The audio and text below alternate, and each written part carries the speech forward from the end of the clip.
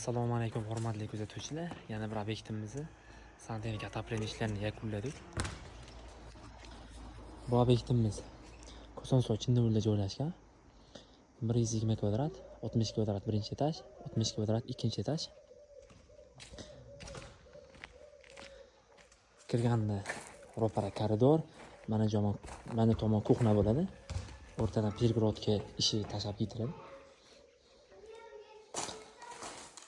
Topli pollovchi kollektorlarini shu joyga tarab berganmiz. Keyinchalik mebel bo'lib ketadi. Har bitta xonaga topli polli kirishlari izolyatsiya bilan bo'lgan. Kirganda ro'para sanuzel, rakivina uchun joy, dush uchun joy.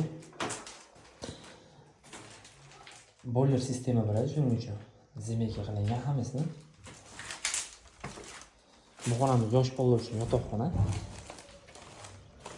Ham topli pol, ham radiatorga joy tashlab berilgan. Topli polimizni gradusini 335 dan ko'tarmaymiz. Bu xonamiz kattalar uchun yotoqxona.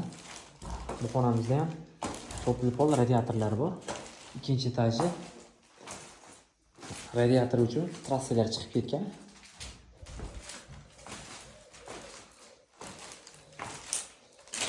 Yana bitta sanuzel, razvalka uchun joy. Avtomat kirmoshnaga, rakivinaga, ro'parada dush uchun joy tashlab berilgan.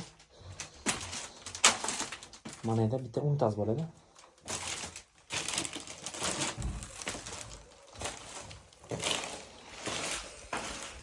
Kimgadir shunaqa xizmatli kerak bo'lsa murojaat qilaverasizlar.